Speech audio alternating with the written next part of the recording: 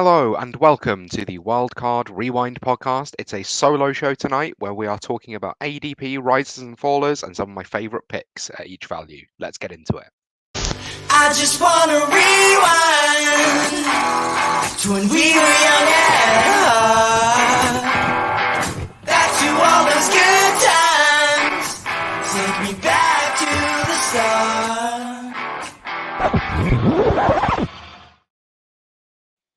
So, yes, you heard that correctly. It is a solo show with just me, Lewis, the best one today. That was the third time that I tried to record the intro. Apparently, not having any co hosts on with me makes a big difference to my ability to speak. And I actually challenge you to say Wildcard Rewind by yourself in a podcast that you're recording solo a bunch of times. It's actually much harder to say than you would think. But yes, it is just me today. We are going to be talking about some values at ADP, some people who we think are potentially overvalued at varying spots at each position, and people that I think potentially could rise and fall by the time that we approach real draft season. It's a little bit of a strange time in terms of looking at ADP, and everything that I've taken for this show comes from Fantasy Pros ADP consensus. But obviously, there's not many people drafting their redraft leagues just yet.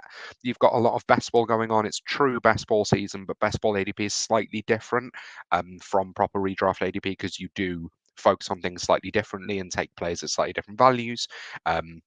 So there's real room for players to kind of shoot up boards as we get into training camp hype season. We might have a few more trades incoming. There'll be surprising releases. There'll be rookies thriving that we weren't expecting.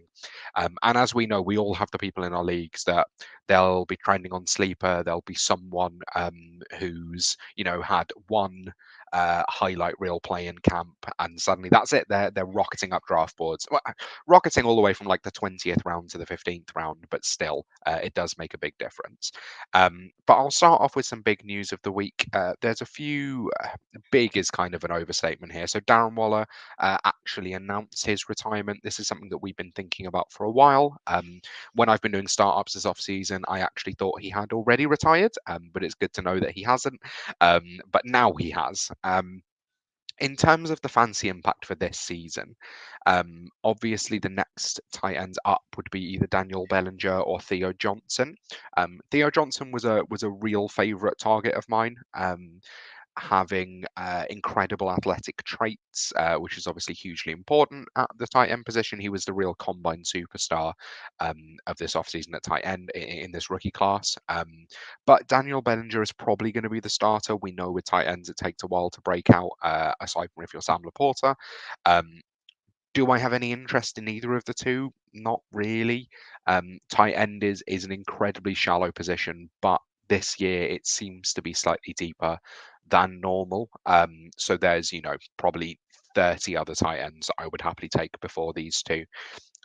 Talking of tight ends, I wanted to give a quick shout out to Mercedes Lewis, who is now the longest serving NFL player of all time, going into his 19th season, aged 40. And being aged 28 and having played sport for a good few years, I can't understand what his knees must be like, what condition his body must be like at this point. But fair play to the bloke if he wants to keep it going and has decided that's something that's really of interest to him still at this point in his life, being aged 40 and wanting to play elite level sport. Is something I can't really understand. But maybe Paul, who obviously just turned 57, might be able to empathise a little bit more. And then the other big news is that Mike Tomlin has been extended for a further 3 years. One of the longest serving coaches in the NFL, might even be the longest serving at this point, with Bill Belichick gone. But I don't know. I'm obviously not a Steelers fan, so I can't really confirm what I think about it too much. I'm sure Steelers fans will have a little bit more of an opinion, but I feel like just getting to playoffs is not hugely doing them much good, even if they always get to the playoffs. But that's it for the big news. This week, I'm going to be talking all about ADP, obviously standing for average draft position. It's starting to bring itself together. It's a really good way to be able to plan out your draft strategy and see what players are likely to go around your pick. And like I said, yeah, everything's taken from the Fantasy Pros ADP consensus board. So I'm going to start off by talking about a few players that I think are overvalued at each position. And I'm going to start off with, I was going to say a slightly controversial one, but I think there's a world in which this is kind of the consensus opinion now, is that he's still overvalued, which doesn't make any sense because his ADP isn't dropping. And that's CJ Stroud, who's currently going at QB5 at 53 overall, which is the 505 currently. Now, CJ Stroud is a slightly weird one when you look at his performances from last season, and when you look at the difference between real life performance and NFL performance. So obviously CJ Stroud was an absolute breakout star. He was absolutely incredible last season, and someone that people really didn't expect to perform as well as he did. But when you actually look into the ins and outs of it.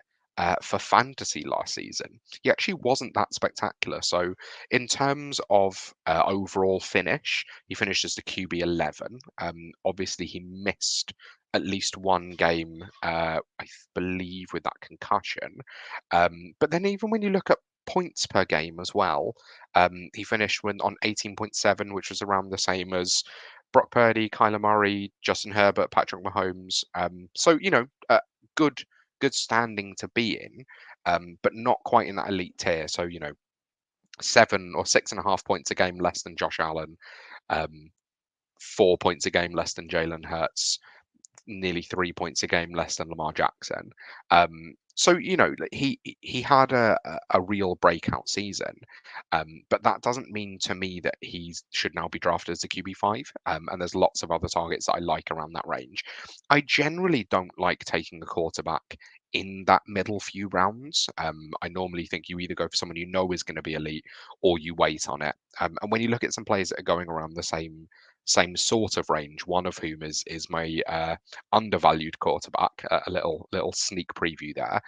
There's other players that I'd rather take. So like Joe Burrow and Anthony Richardson for sure, I'd rather have than Stroud. I just don't think that the QB1 overall ceiling is quite there.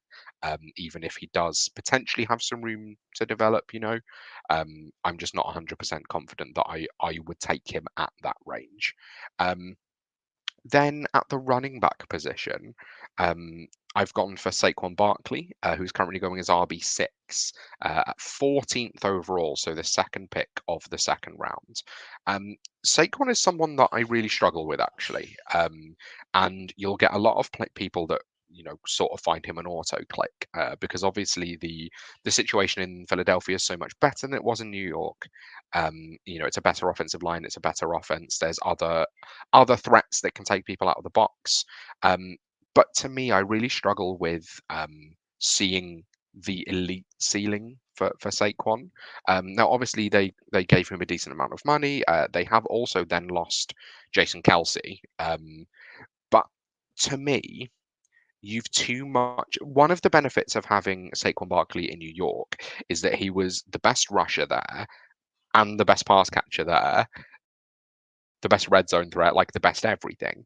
Whereas there's so much more around him now that I think to finish that high, you have to just be a true bell cow. And with the tush push not being ruled out, not being made illegal, there's still going to be goal line work for Jalen Hurts.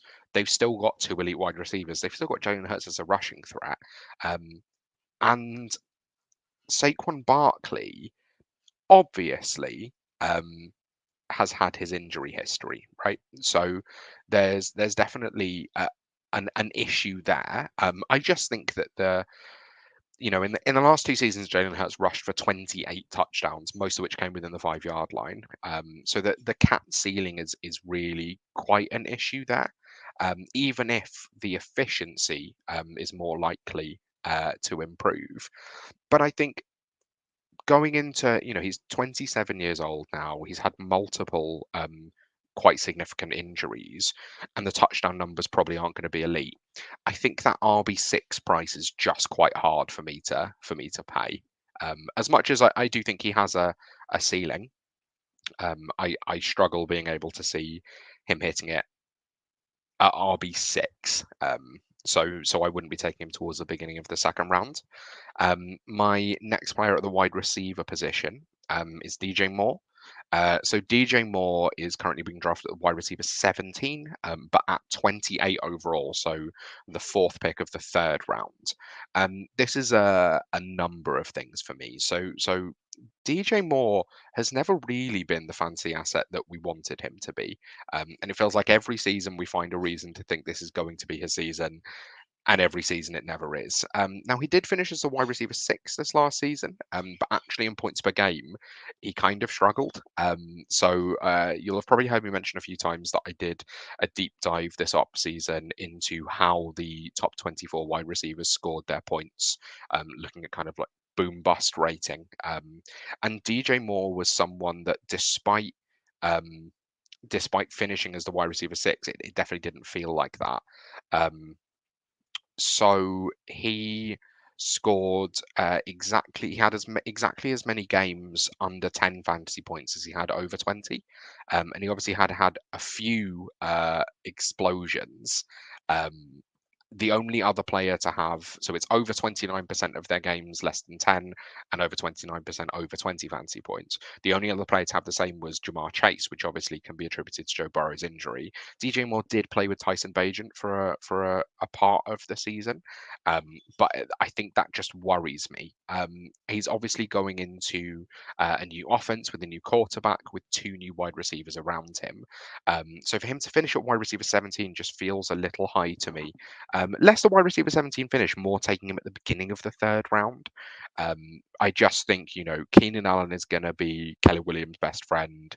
You've got Rome Odunze in there as well. All three complement each other really well. I'm just not sure about all three finishing in the top, 25 to 30 wide receivers in Caleb Williams' first season. So I don't think I'll be drafting him that high this off season. Um, then the last one at the tight end position, and this is someone that I've spoken about before in terms of someone that I'm not 100% convinced by, especially being taken at this price. Obviously, I think this is a fantastic player, but actually, Sam Laporta. So Sam Laporta obviously finished as the tight end one last season in his rookie season. He is now being taken at 23 overall, so that's the back of the second round. Um, and the problem for me, and we did mention this on a previous show, is yes, Sam Laporta finished as the tight end one, but it wasn't actually a hugely impressive season for a tight end. So just looking in standard PPR leagues, he finished with 14.1 points per game, finishing as the tight end one, with the next player being 13.5, which is Evan Ingram. In 2022, Travis Kelce was 18.6 with a 6-point difference to the next tight end. In 2021, Mark Andrews with a 1-point difference, but he's at 17.7. In 2020, I might have missed a year. Travis Kelce finished at 20.9 points per game, 3 points clear of Darren Waller in second, but 9 points clear of Robert Tonyan. Remember Robert Tonyan? Robert Tonyan on 11 fantasy points per game. So the problem is that while Sam Laporta might have finished as a tight end one, he didn't even finish as a tight end one in fantasy points per game, and he wasn't a clear positional advantage. He only finished on 9 PPR points more than Evan Ingram, who's going, 7 or 8 rounds later. So I think if you're going to take a tight end that high, it has to be someone that's actually going to give a huge advantage to your team. And if Sam Laporta is only scoring you 1 point per game more than the next highest player, the next highest tight end, then it's not worth taking that high. And this isn't anything against Sam Laporta. I think he's a fantastic player. It's very notable that they didn't go out and sign or draft another wide receiver, so he's going to be, their second target in that offense. It's basically Amon-Ra St. Brown, Sam Laporta, Jahmyr Gibbs, and then, well, Dave Montgomery, but in terms of passing, Jahmyr Gibbs, and then nothing else. An array of random weapons and Jameson Williams that some people seem to believe in. So yeah, I'm not hugely into Sam Laporta at that cost. So those are my four in terms of overvalued players. So just to recap: CJ Stroud, Saquon Barkley, DJ Moore, and Sam Laporta. Um, Now four that I think are undervalued. And I gave a little hint that there was a quarterback in a similar range that I was quite interested in. that I think is undervalued, and that is Lamar Jackson. Um, I can't believe that you can get Lamar Jackson even this late. So he is going as the QB4 at 41 overall, which is the fifth pick in the fourth round. And to me, that feels like an absolutely stellar value. I think if you're able to take um, Lamar at anything other than the QB1 or QB2, I'm completely happy to do it. Looking at him going into this season, so obviously he had a really fantastic year last year, finishing as the league MVP. The fancy finish wasn't quite as good. He did finish as the QB4 and finish as the QB3 as well in terms of points per game for players that had more than about 10 games, I believe. And that also, he obviously missed a game last season as well. Um, he finished last season with 3,678 yards, 24 touchdowns, 7 interceptions, and then 821 yards on the ground and 5 rushing touchdowns. It was also the first year in a new system, and he won the league MVP. You've also got Zay Flowers continuing to develop, Rashad Bateman maybe continuing to develop, or maybe just staying as the same player. Derek Henry in the backfield. So yeah, the rushing touchdowns could potentially go down, but he only scored 5 last year. So actually, I think it opens up more options. You can't cover both of those players. So I think that's a really strong value for Lamar. And anytime I can take him anything aside from the QB2, I think probably that's where I take him behind Josh Allen. So being able to take him at QB4 after Hurts and after Mahomes is something I'm really happy with. I think that's a tremendous value. And then I've just mentioned him already, but Derek Henry is my undervalued player at the running back position, currently going at the RB10 at 33 overall, which is the 309. So Derek Henry, obviously a free agent this offseason and landed in maybe the best possible spot, a spot that we thought probably wanted to trade for him at the Baltimore Ravens.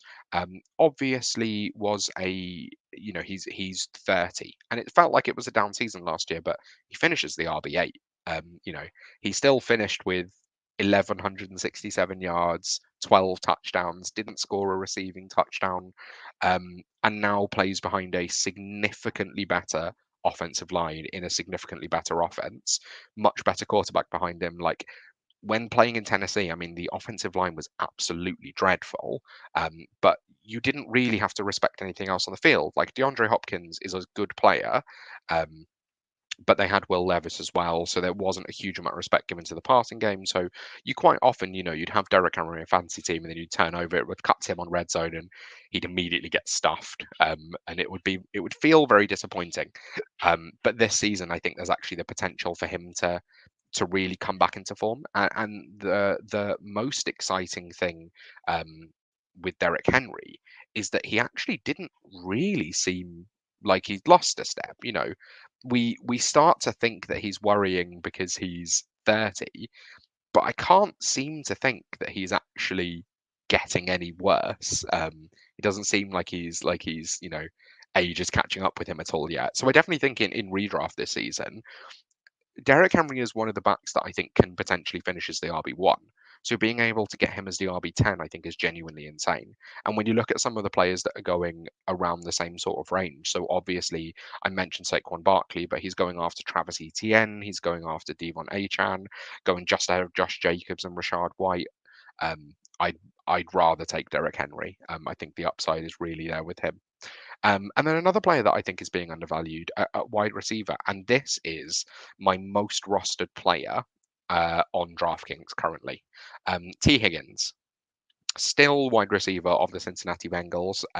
Someone that we weren't sure if he was going to get traded this offseason. Obviously, playing on the franchise tag, hasn't signed a long-term deal yet, but it seems like he'll play this season.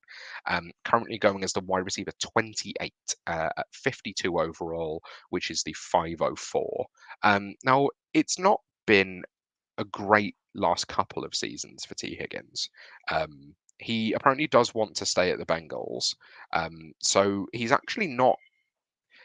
I think T Higgins is a player that it feels like it's been better for than it actually has. So his 4 finishes in the league, wide receiver 28, 24, 18, and last season wide receiver 51. But there's actually quite a significant of games. I mean, he missed he missed 5 games. There's also quite a few games where he doesn't complete the whole game or doesn't play more than 50% of snaps, including week one he has no receptions on 8 targets, but then multiple games where he has less than about 55% of snaps. But T Higgins, to me, yes, they brought in Jermaine Burton, but Joe Burrow's healthy.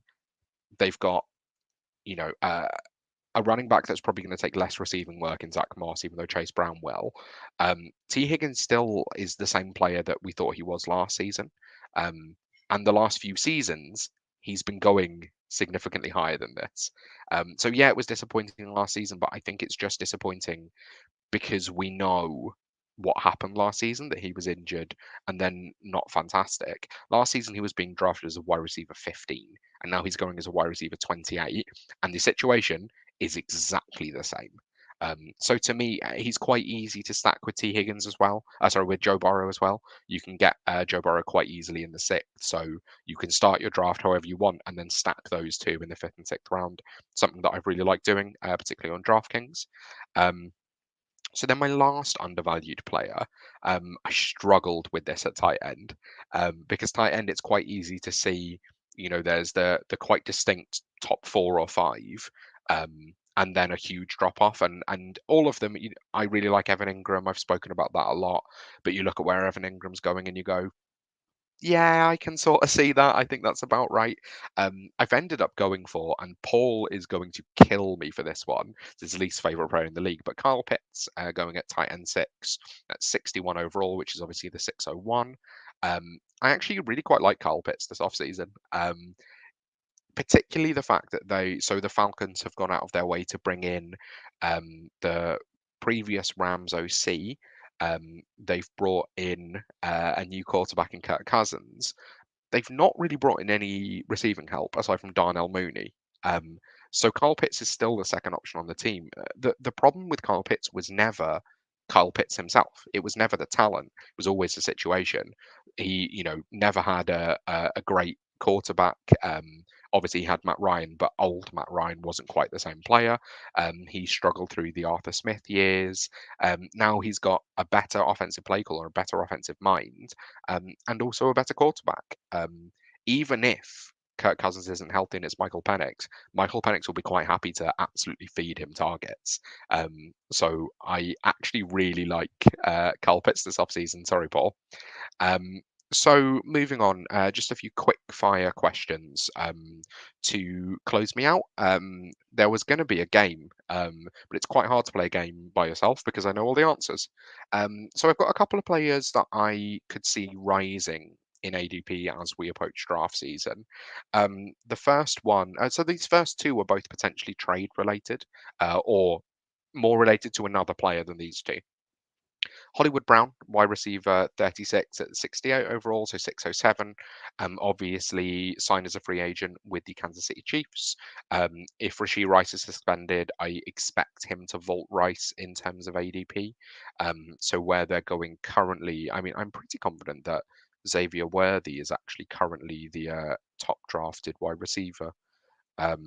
On the team. Oh, I've still got the 2023 ADP open in front of me. I was wondering why I couldn't see Xavier Worthy. So the Chiefs currently, no, Hollywood Brown is the top drafted wide receiver. So Hollywood Brown's going at wide receiver 36, Worthy at wide receiver 41, Rice at wide receiver 39. But when you look at some of the players above Hollywood Brown, I could see him continuing to vault up as we realize that he is going to be the wide receiver 1 on the Chiefs this offseason. Next up, Jalen Warren, RB27 at 86 overall. That's their 704. I'm quite interested in Jalen Warren this offseason. He's a player that I actually really like. So Jalen Warren is definitely interesting to me. But the 704 or the 804? I think it's the 804. there's been lots of rumours this offseason of Najee Harris potentially being traded to the Cowboys, which is a move that would make sense for all parties because Zeke is currently the starter on the Cowboys. And Jaylen Warren, I think, is a better back. But he actually doesn't scare me as much as the previous players in this position, but it's kind of the same as the Tony Pollard, Alexander Mattison, Zamir White tip thing, where the the starter in front of them, the plodder in front of them goes, and suddenly the more electric back gets them a bunch of the workload, and you could potentially see him explode. I would expect him to be going around the sort of RB15 mark if Najee Harris were to get traded. So I definitely think it could be interesting. Players that I think their ADP could fall as we approach draft season. I mentioned D1A Chain earlier. He's going as the RB8, 20th overall, the 208. He's a really hard click for me because obviously he had an absolutely incredible, absolutely electric rookie season. I think electric is the best way to describe it because it was really exciting but brief. So it was really difficult to know what to think of Devon Chain going into this next season. When I did my deep dive into the way that, so I looked at basically the data from the 2019 to 2022 seasons, the finishes at running back to try and predict future performance for the 2023 season, and how players scored their points. So when I was looking into this, fantasy points per touchdown, or the percentage of your fantasy points that you scored from touchdown was a really important metric. And basically, if you finish as an RB2 and you finish as one of the RB2s with the top four highest percentage of fantasy points from touchdown, you don't repeat as a top 24 running back the next season. And Devon Chain was the second highest fantasy points per touchdown of all of the top 24 backs, which was definitely interesting. It was also it was more important basically to score more than 30% of your fantasy points as more than 30% of your fantasy points from touchdown if you scored more than 200 points. But basically, if it was lower, it was quite a significant issue because it was basically showing that you were entirely touchdown dependent. Every metric that I looked at basically showed Devon Chain as being quite an issue, and being an outlier to potentially repeat. And then they went and drafted Jalen Wright this offseason. So A-Chain is someone that I absolutely could be wrong on because there's a world in which he finishes as, RB2 or 3 if he can stay healthy. But the fact they've gone out there, they've kept Raheem Mostert, they've gone out and drafted Jalen Wright, and there's all those metrics about the way in which he scored his points, that he's so touchdown reliant, he worries me. And he worries me at an RB8 value. And the next one is TJ Hawkinson at tight end 13. He's at the beginning of the 10th round, but he had a really serious injury last season, late into last season, and I just wouldn't be drafting him until quite late on because I'm not convinced he's going to play any much significant time for the first half of this season.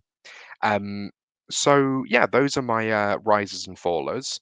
I'm just going to close out with a favourite player being drafted after 120 overall. So that's the double-digit rounds at each position. So my quarterback, no surprises to anyone, is Matthew Stafford. Matt Stafford finishes the Q. He's being drafted as the QB19 at 132 overall. He finished last season as the QB15, but with a really solid points per game and a really solid end to the season as well. The situation has stayed exactly the same for Matt Stafford, which is obviously really exciting. He has a more healthy Cooper Kupp. He still has Sean McVay. He has Puka Nacua, who can own if Puka Nacua continues to improve, he's a Hall of Famer after this next season. But then when you look particularly after the bye last season, Matt Stafford didn't come out the gate particularly hot.